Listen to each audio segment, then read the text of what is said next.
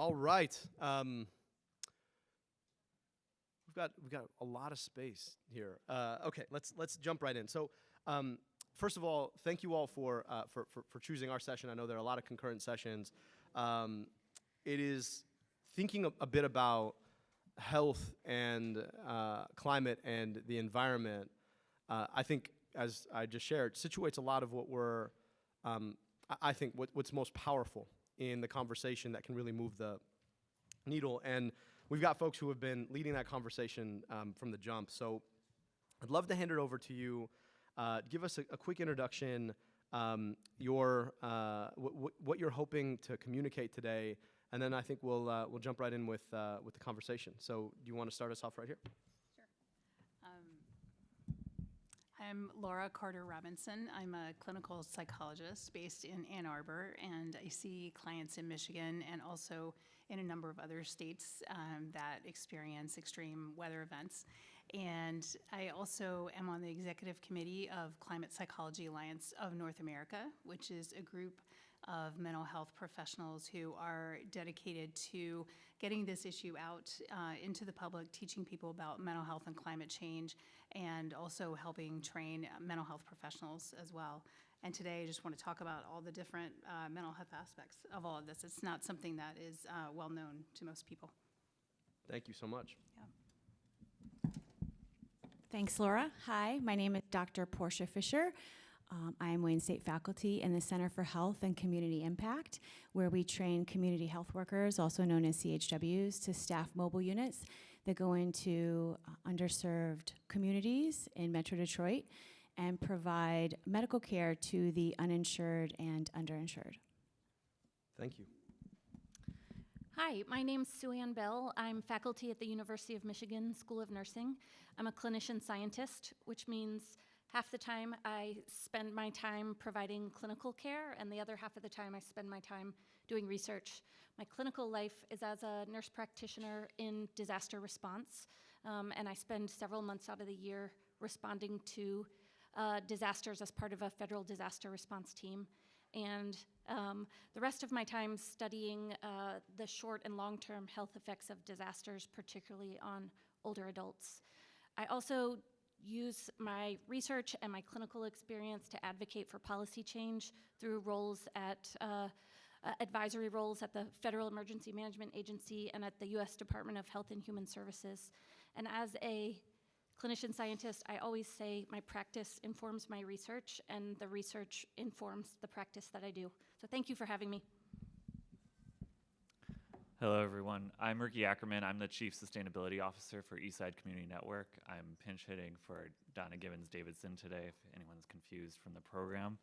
She's not feeling well, so she was unable to make it, but happy to be filling in for her. Eastside Community Network is a community-centered, community-driven organization on the east side of Detroit. We've been operating for almost 40 years, and everything we do emerges from the needs of the communities that we serve.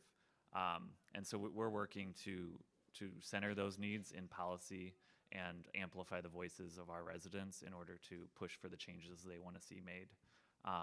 And just to mention a couple of our initiatives is we have an Eastside Climate Action Coalition that organizes around climate issues and is producing policy agendas as a reflection of what residents are talking about at those meetings. And then we have the Stoudemire Wellness and Resilience Hub, and that's a community center. We have 40 classes a week. Membership is $0 to $20, and it's working to give people access to different wellness resources across the spectrum. And we'll get more into that later, but those are just a couple of the things we're working on. Fantastic. I really appreciate the diversity of experience perspective that you all bring. Before we go on, I do want to call out the Michigan Clinicians for Climate Action. This is an organization that is emerging to provide a platform for voice for folks in the clinical space.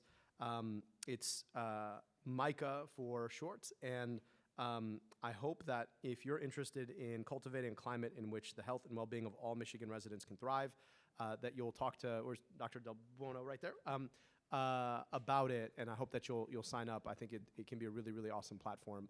I want to jump right in. One of the less stated impacts of the climate crisis is the impact on mental health. And that comes out in a couple ways. I'd love to hear your perspective about A, the ways it comes out, and then B, the ways it interacts with a lot of the conversation that we've been having about mental health, particularly among young people recently. Yeah, absolutely. Can you hear me? The existential threat of climate change is really fundamentally emotionally destabilizing for people. And as a result, it really affects mental health on a number of fronts. And those are ways that I see in my own practice and that we also see on a population level. So we see a lot of grief and loss, and that loss can take a number of forms. It can be the loss of actual place, as in when a place is destroyed, the way places used to be, a loss of identity, a loss of physical and emotional safety, a loss of autonomy, tradition, all kinds of grief around these losses. Also a lot of hopelessness, anger, fear, stress, trauma, anticipatory stress or pre-traumatic stress.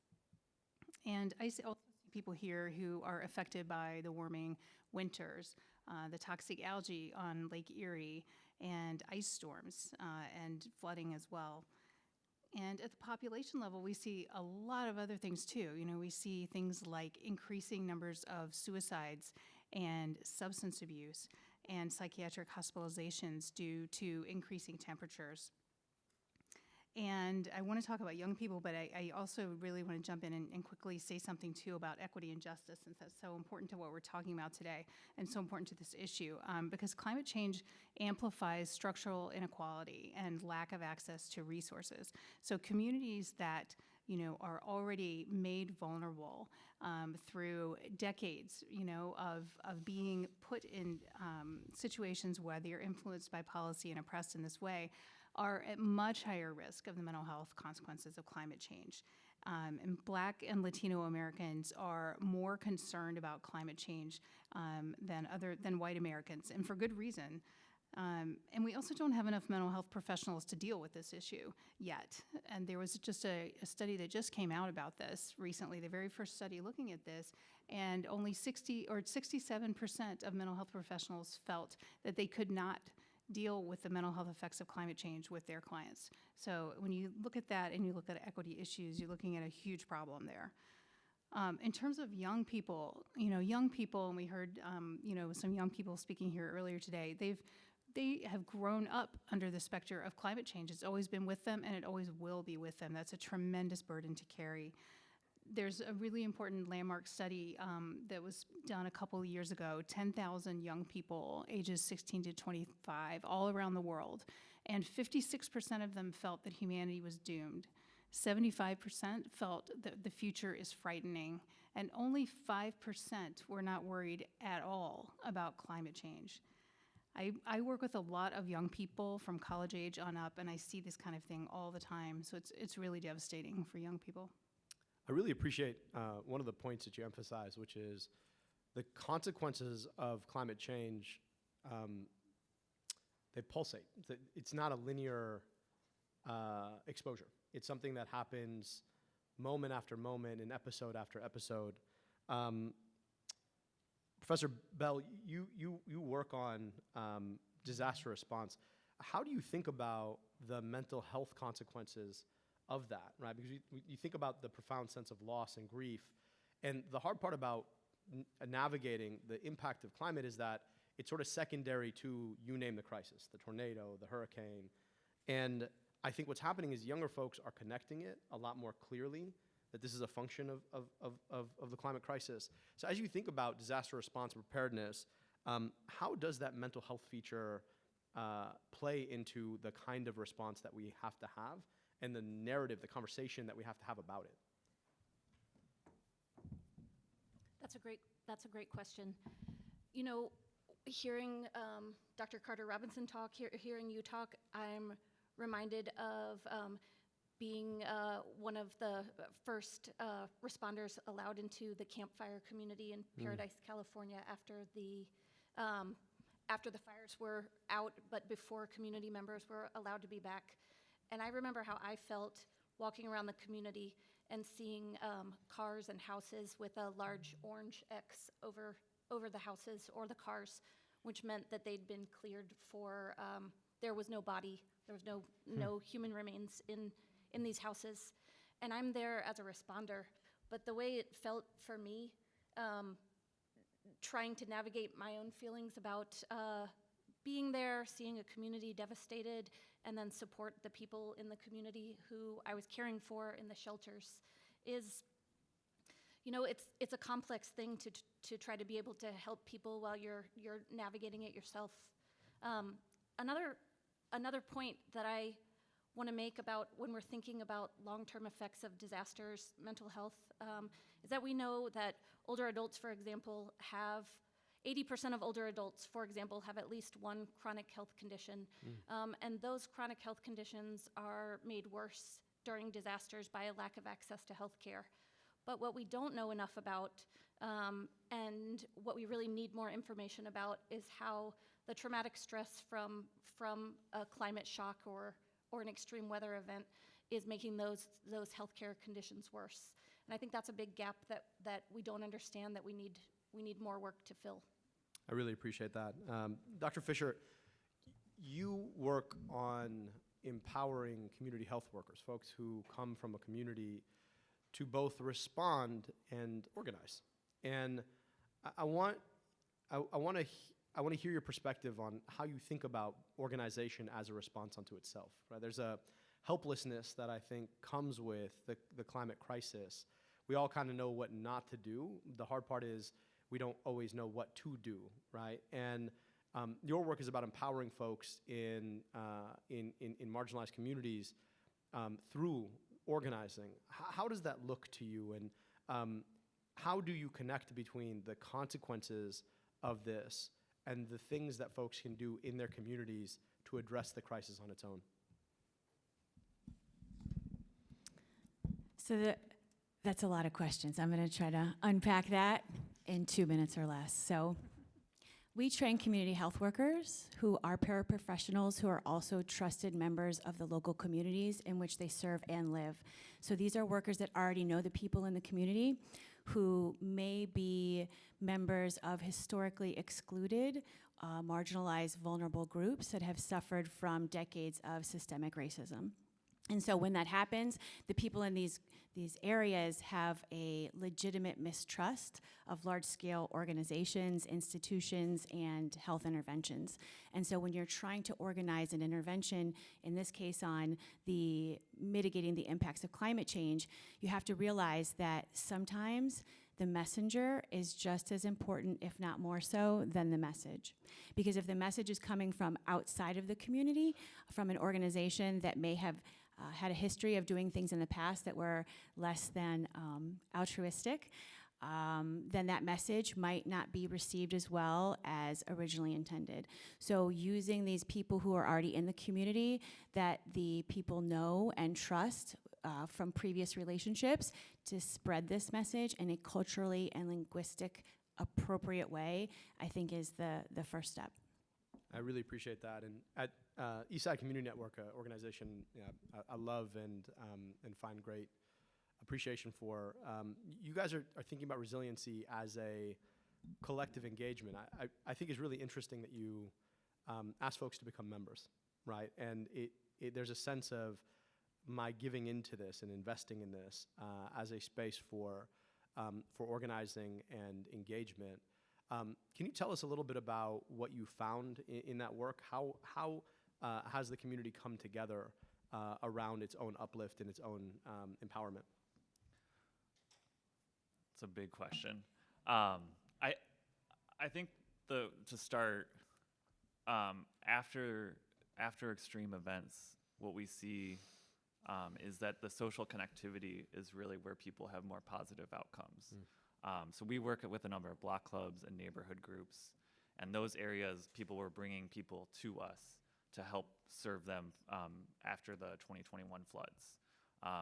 Like those connections are what sort of build people's ability to respond to events. So we can talk about power and energy resiliency, we can talk about all of this infrastructure and technology, but the root of everything is social connectedness and inclusive social connectedness. And so we've been a community organization for a long time, and we've been in our space for over a decade now. But creating a more robust community center was a way to expand that connectedness. And so for us, you can't, part of the problem with emergency preparedness and how our federal government is organized around it is its response to events. But we think about it as an everyday activity. How are we building individuals, households, neighborhoods, resilience day to day? And so we needed a place where people could come and access those resources year round, a place where they could come and be comfortable, feel like it's theirs. And that's what we're fostering. And so we have the Stoudemire, which is the Wellness and Community Center. And on a day-to-day basis, we're doing fitness classes, we're doing art classes, technology classes. We're working to create clinical space to address physical health and the lack of access in the communities.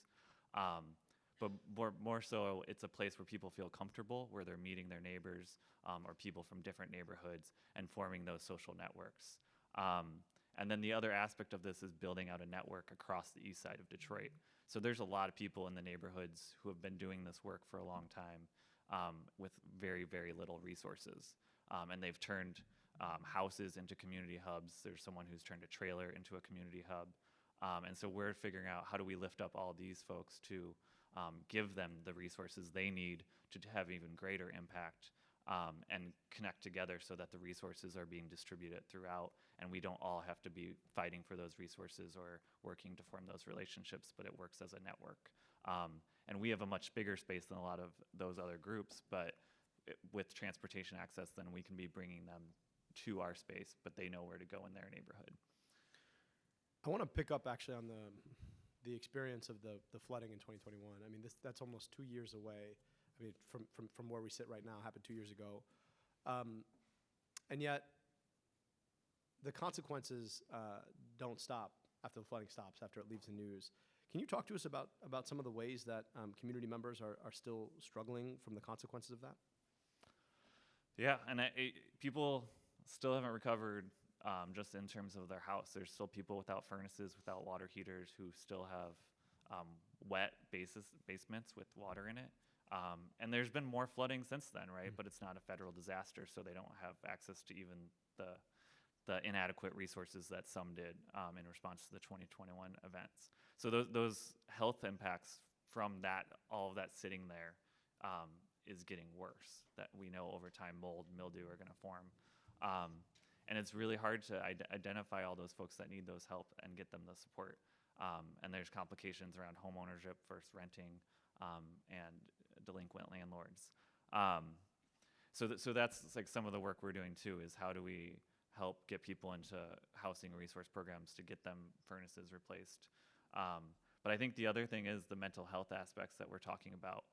People view rain very differently in Detroit these days. And this wasn't true just after the 2021 floods. Like, some people have been experiencing flooding for a lot longer than that.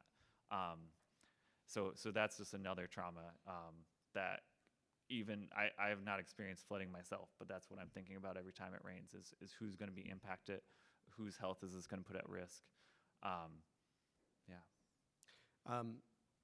Dr. Carter Robinson, I want to hear your perspective on what happens after something like this takes place, when every major outlet's moved on and someone continues to live with the continued trauma of a moment.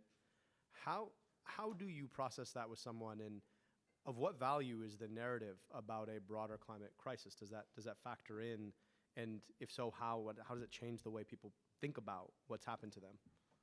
Yeah, I think one of the really difficult things about climate change is the way in which this is an ongoing situation, and something that people know is going to continue to recur. And so the anxiety and fear can stay and linger. And we often will get all kinds of mental health outcomes after things like floods or other, natural disasters, whether that's fires, storms, ice storms, whatever. And then people can get sort of anniversary reactions where, it kind of comes up again, sort of with that idea of, flooding and rain is not the same in Detroit anymore, right? It comes back up for people. So, really, it's so chaotic, and there's so much loss involved in what happens when there's flooding, and the exposure to sort of death and the risk of death really can put people at risk of things like post-traumatic stress disorder, anxiety, depression, increased alcohol use. These things can be short-term and they can be chronic, and flooding and other things too can also put people at increased risk of suicide. So when you talk about, how to, whether processing climate change helps people with that, it's part of the work of climate change is first of all, addressing climate change itself, right? That's what we really need to do. That's the bottom line thing that is going to most help people's mental health is to solve the underlying problem. Within that, though, taking kind of a trauma-focused lens when we work with people and really acknowledging like these are really traumatic circumstances. And the thing with climate change is that ongoing sort of never-ending trauma. There's no break from it. And so learning to live with some of these threats and give people the resiliency and the tools that they need to live with this. And I think that's the difference between a trauma that's sort of at a more acute situation that doesn't come back versus something that continues to come back. And that can have such a long and serious implication for people. So does that kind of cover what you're wondering? That. Yeah. I think about your work and Dr. Fischer's work as complementary. In some respects, you're helping people process at the individual level through a narrative, and in the case of the community health workers that get deployed into communities from communities, their job is to turn that narrative into change. How have you found the distance between a particular climate-related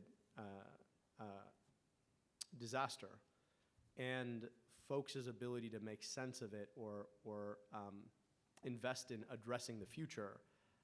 How has that distance changed the way they engage with your community health workers? How have community health workers sort of thought about taking that narrative and turning it into action?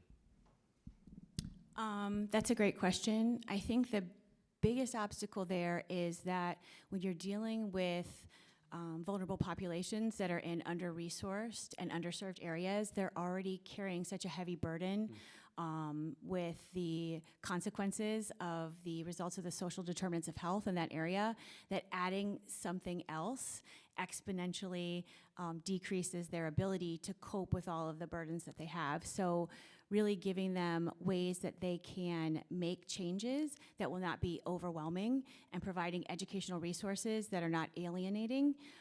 So what we try to do is tailor the educational resources at an appropriate climate literacy level to make it real, and then also give them very manageable steps that they can do. I know you've probably all heard the saying, just admitting you have a problem is the first step in addressing it. And so getting people to say, yes, having emergency preparation supplies is something that we should do, even though we're already struggling with these economic and financial hardships. So just saying, putting some water aside one week and some non-perishable food the next, stocking up on resources like sanitizer, some masks, maybe a power supply like batteries, flashlights, just small things that they can do that are achievable, sets them up for success so that they are optimistic and don't suffer the eco-anxiety that we're seeing in these areas that Dr. Laura already mentioned. Professor Bell, you respond in the moment of crisis, and it strikes me that the communities that are hit hardest tend to be folks who have been hit over and over by the small, the smaller, less, we'll just say newsworthy, I don't like that term, but the kinds of insults and assaults that don't make the news, that are a consequence of the chronic poverty we too often accept as normal in our country and across the world, frankly. So much of what I would imagine hampers your response is that those limitations in resources from the jump. How should we be thinking about resiliency with respect to what we do before a crisis even happens to empower the work that you do and most importantly, empower the people you take care of? So you make a great point. All disasters start and end locally. So empowering the local community with tools, resources, lines of communication is essentially important.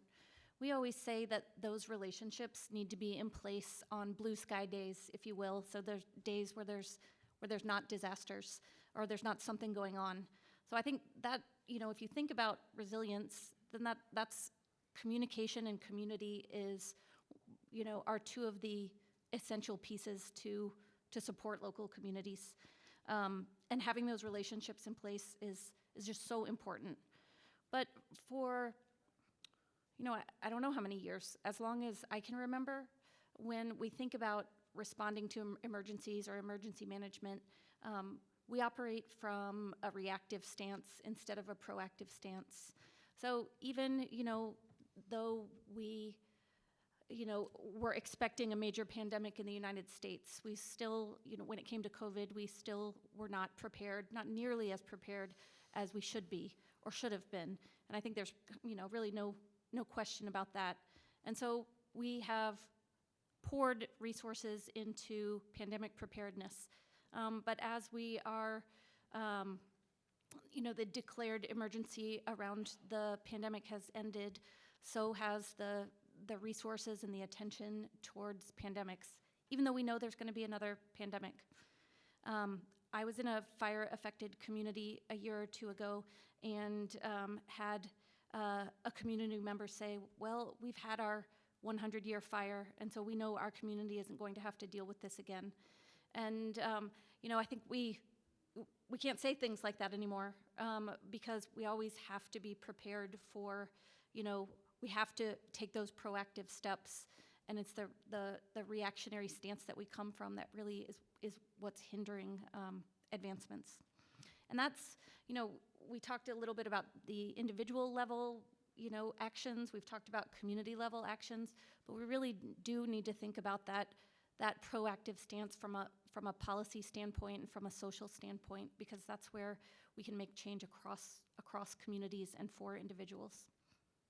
I appreciate that perspective. I want to ask a question to the group. When I think about COVID, we don't exactly know what happened there, but we do know that COVID-like pandemics are going to be substantially more common as the climate crisis progresses, just because animals are being forced out of their natural habitats, which means they're being forced into human habitats, which means that the probability that we get exposed to some animal that carries some virus that's perfectly harmless to them that could cause pandemic disease in us increases. And the thing that's crazy to me is that we just went through a 3-year pandemic plus. It's still going on. And it's like we did all of these never before seen deployments around healthcare and around public health. And then we had the audacity at the back end of it to draw it down as if we're going back to, quote, normal. Even though our normal was so broken from the jump, it's like a pretty crazy thing that following a pandemic, literally hundreds of thousands of people are about to lose their healthcare and have lost their healthcare in the last couple of months after a pandemic that took 1.1 million lives. Like that is like the mind-blowing truth of living in America in 2023. And so much of what leaves us not dealing with the long term or failing to recognize that these are not just episodes, right, but they are part of a broader trend is, I think, a stubborn focus on a market-based investment in things. And I want to ask you all, what from your work, what do you think is missing in the conversation about the climate crisis? I mean, to the credit of everyone in this room and beyond, we've been having the conversation at a louder clip. but it doesn't seem like it's moving public policy. Are the opponents too strong? Are we having the wrong conversation? How do you all think about it from your work at the ground level, having conversations with folks that are hit hardest by these issues? I can go first. So what we really noticed was that there were a lot of resources made available that were digital or electronic in nature. And when you're dealing with underserved and under-resourced areas, there was a huge lack of digital connectivity, so reliable Wi-Fi and the devices that were required to access that information. And then through a grant, they distributed devices in Metro Detroit to, in this specific case, elderly residents of subsidized housing communities, and they went back 6 months later, and the majority of them were, anyone want to guess?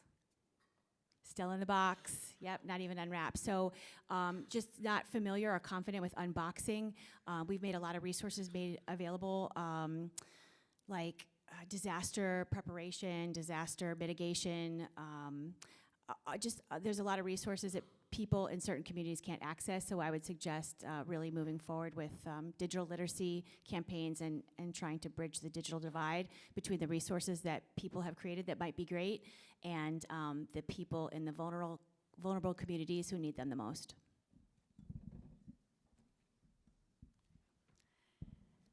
Yeah, I think from a psychological standpoint, human beings have a really significant capacity for denial, right?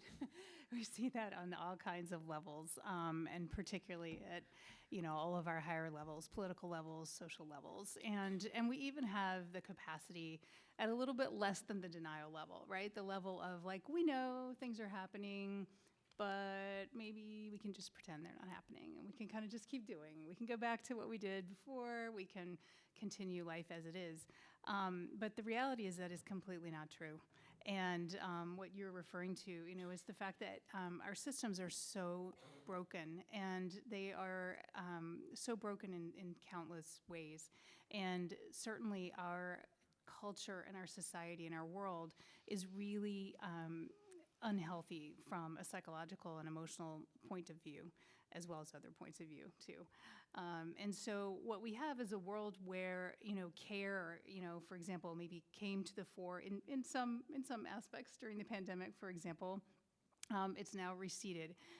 These ways in which we need to create a culture where we care for other human beings, for all other humans, near and far, and also for the planet and for the more than human world. And that we need to reconnect around all of this and make changes in those ways in order to be in a completely different place than where we are. We're kind of in this, kind of going back to normal, but the normal was never very good to start with in a number of ways. So I could say more about that, but in the interest of time, I want to pass it on. So I mentioned being in Paradise, California, responding to the fires there. And about a year later, I had the opportunity to go back as part of a policy setting organization to meet with local leadership about their response and recovery. And we all came from this organization that's in Washington, D.C., and flew to California for this meeting. And we got in this meeting with the mayor and the head of public safety, I'm not sure I remember who else, but the city manager.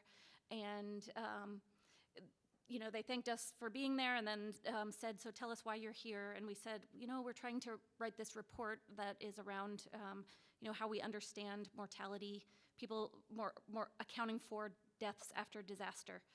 And I remember the mayor looking at us saying, so you're not here to help, you're not here for help with us, for us? And we were like, no, we're here to learn from you. And she was basically like, bye. I don't have time for you. I'm in a community that's been devastated. We're not getting the resources that we need. We're clearly not getting the communication that we need. We can't really help you today because we're too busy recovering from our own community and in our own community recovery. And it was such a lesson for me in, this huge disconnect between, the local community and these larger policy setting organizations, and even, at the federal level, there just was a total disconnect that so much focus has been on the California wildfires, but the communities themselves aren't actually getting that local attention that they so desperately need. So that was a really important lesson for me about the importance of supporting local communities and really knowing your communities before you go in there, asking for things that are kind of wildly inappropriate for what the community needs.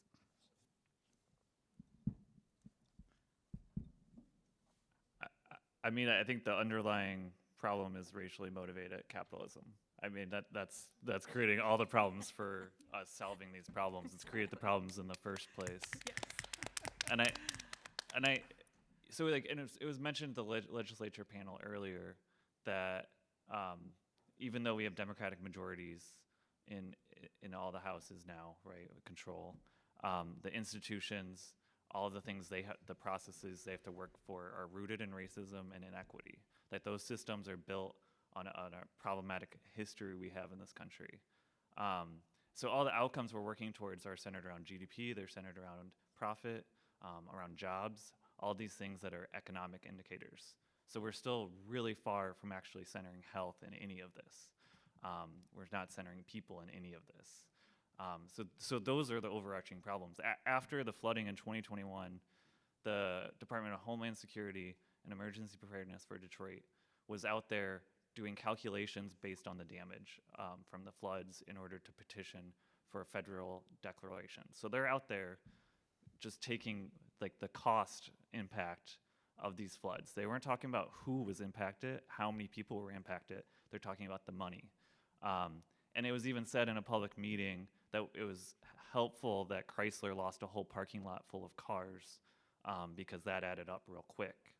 And so that's the root of all of this, right? Like it's all centered around money and people who have money, and the people who have money haven't felt the impacts of climate. The communities who are feeling the hardest hit by all of this have been feeling the hardest hit by these systems for a long time. They don't have the access to the money and the power, and those people that do, they're not feeling the impacts yet.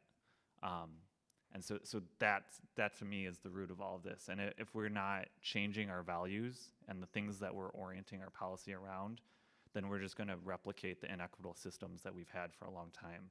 And I'll say, I think the IRA, I think all these investments happening, I think Justice 40, all the things we're hearing about equity now are just signals. I think those are all capitalist solutions. We're investing all this money in EV charging and personal EVs, but that's an inequitable system. So it's all these investments we're making are just replicating the problematic systems we already have. They're not transforming our communities, transforming our values that are at the core of our outcomes. I really appreciate that point. Thank you.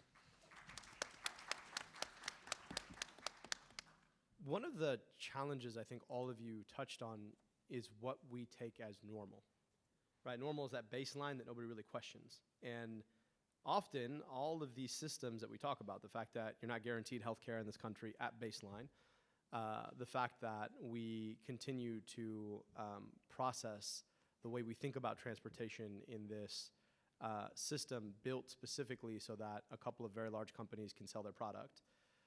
These are all taken as normal and for granted, unquestioned.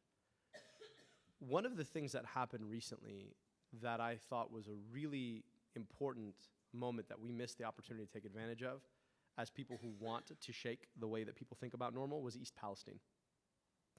You had a train derailment of toxic substances in a predominantly white, low-income community that isn't usually what we talk about when we talk about consequences of the folks downstream of climate catastrophes. It was really interesting to see how East Palestine was picked up and treated in these two different conversations.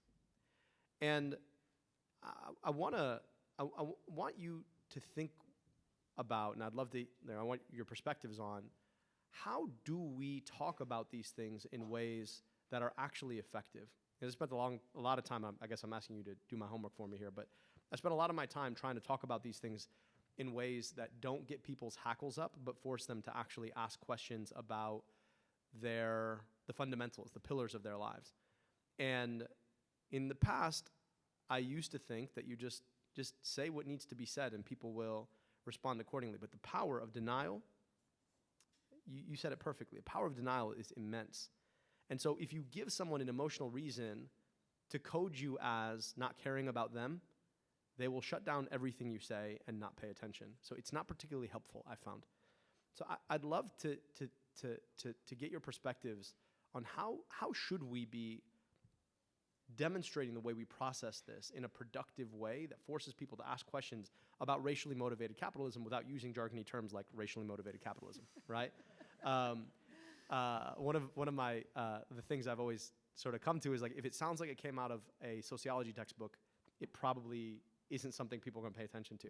So how do you get to those folks who have been either comfortable because they've never had to face it, or who are just as exposed but have never processed it through the lens of, right, racially motivated capitalism because they've never had to? How do you think about the way we ought to be talking about it? Yeah, I think it's such a good question and really complicated. There's this really nice story about Greta Thunberg, the environmental activist, the young woman who met with, I believe, coal miners in West Virginia or something similar to that. It may have been in a different country. And, sort of the opposite type of person that you would think would be listening to her. And the first thing she said to them was, "Thank you for everything you've done for your country." And I think there's such an important nugget of truth there. It's meeting someone where they are. And even though it is so hard when these issues are so critical in so many ways, it's very, very hard to bridge that divide. And it's not always bridgeable. I don't want to make that simplistic argument, but I think really being able to recognize that there are commonalities and recognizing that people sometimes are doing what they think they have to do to survive, or that they're used to doing, or that this is the language they've grown up with, the tradition they've grown up with. And so I think kind of coming in, at that angle. And then I think, sort of getting people to understand, like you said, without talking about racially motivated capitalism, that they're participating in this system. What we find is that, there is social contagion, which is the idea that when you're doing things, it changes the social systems around you, and it does amplify, and there are ripple effects. So as you do things, you change the world around you, and that's something I think really important and positive to hold on to. And you can do that without sort of saying a word, about what you're doing. But I also do think, reaching out through people and making those personal connections in saying these things and talking to people about the idea of community and caring, that there are ways to remind people of, like, look what this could be like. Think of all the times when when we've come together, whether that might be a neighborhood over any number of things, right? Just instances where people have come together, and that those don't have to have those words attached to help show people that this is how we can do this. Appreciate that. So that's just one part of a complicated question. So maybe a bit of a different take, but as a healthcare provider, I think a lot about our current health workforce and the next generation of healthcare workers that are going to be caring for all of us. And right now in schools of nursing, for example, there's almost no education about climate change. The education is focused on what skills you need to pass your board exam, putting in catheters and drawing blood and things like that. We're starting to make advancements in nursing education around social determinants of health. Schools of medicine, for example, at Michigan, University of Michigan, where I am, there's a medical student-led climate and health course, but not one that's part of the regular training. So we have this whole generation of our next generation of healthcare workers that is more engaged perhaps than any other generation in, wanting that education and learning about it, and they're serving as their own advocates. So that's a fabulous thing, that they're serving as their own advocates and designing their own coursework and seeking out their own experiences. But we also need to support that next generation by insisting that these critical issues of our time and for the next generations are part of their education. I'll just jump in for 1 second to say the same is true with mental health. It's just not there. The training has just begun. It's very minimal. I just have a quick comment to piggyback on the last one, and that's adding the training to the curriculum for the medical and nursing students is vital. But I also think that there are other generations that might be less resistant, and so really starting when the kids are young, so making sure that climate curriculum is added to the elementary school age children, and then they can bring it home and share it with their families. Starting them as young as possible, I think, is key. So by the time they do get to college, they're prepared, there's less resistance, and that education is key. And just speaking from my experience in Detroit, there's sort of two things I'll say. The one is creating spaces to have conversations and learn together. So a lot of times we see academics or organizations that are more siloed in their focus coming in wanting to educate the community. And I think that's a problematic mindset, is that you can't go into a community that you don't know much about and say you're going to educate them. That it has to be a communal space where it's a two-way street, where you're learning from them and having a conversation about a topic, not trying to preach and think that if they just understood what you understood, they're going to change their behavior. So that's one, is creating those spaces. And then the other is building capacity in our community leaders. And so we have a fellowship program at ECN where we're giving stipends to residents to participate, to learn about how they can expand their leadership skills, their community engagement skills, and then diving into sustainability topics. And we bring in technical experts, but a lot of that is discussion driven. It's the residents asking their questions, helping us bring in people that they want to talk to. But then we're learning together and creating that environment. And then they're going back to their neighborhoods, talking to their neighborhoods, building projects together. And that's having a ripple effect across. And I think that's how you do it, is you create experts in the community, and you don't try to be the expert going into communities. Just one other quick comment on yours, Porsche. Absolutely teaching children at a young age about climate change, and then they go forward with that, is so important. I always, with all of these things, want to just put a plea in for the emotional components of this. A lot of times, also because teaching children about climate change is still also somewhat new, it's not always including the emotional component. And so a lot of kids are actually kind of getting pretty stressed out by this, and then what do, right? There's no one to process it with, there's no one to deal with it with, and there are a lot of hopeless young children out there who think that the world is going to be ending tomorrow. And so it's really, really important to include that emotional and psychologically appropriate piece in your education as well. I really appreciate that perspective. It was a privilege being able to moderate this panel. One thing I noticed that you all didn't say is to yell it louder for the people in the back. Because I do think that sometimes in conversations like this, there has been this, let me just call it how it is. I think we have gotten so used to having our conversation intermediated by very large corporations who make a lot of money selling us our anger, that we often speak not to the people we think we're speaking to. We often speak to get social credit with the people who already agree with us. And that leaves us saying what we say louder and more vociferously so that we look like we're sticking it to the other guy, which in the grand scheme of things doesn't really help move anybody's mind. And I've sort of been in this political conversation long enough, not very long, but long enough to appreciate that in the end, if you foreclose on the, quote, opponent's ability to see it your way, right, by giving up on them, you have lost the conversation and lost the future. And I worry that we do too much of that.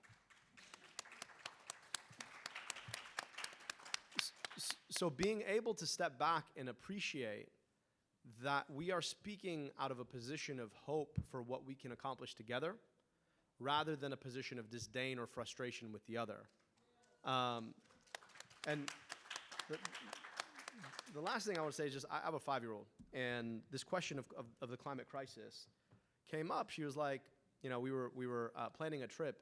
She said, Bubba, is there going to be a fire there? I was like, I don't know. I don't know if there's going to be a fire there, but I don't particularly think there will. But she said, well, I know that right now the earth is burning, and it's clearly not burning here, so I'm wondering if it's burning there. I think it's a perfectly logical question. But the earth is burning doesn't really speak to the action that her and her generation will require, and our generation certainly requires on their behalf, right? And so our job, I think, is to lead with the hope for what we can do together. And I think if we bring that ethos, we have the opportunity. We're not going to win over everybody, right? There certainly are a bunch of cynical people who make a lot of money off this issue. But we have the opportunity to win them over. But more importantly, we have the opportunity to empower the next generation, not just with a hopelessness about the future, but with a hope about what they can do, right? And what we ought to be doing together. So with that, I just really appreciate you bringing that hope in the work that you all do every day in the communities that you all serve, bringing that to us here. Appreciate all of you for being such a remarkable audience and for giving us space to have this conversation. And of course, if you haven't joined Micah, I hope that you will. Talk to Dr. Del Buono. She can give you those resources. And with that, thank you all so much.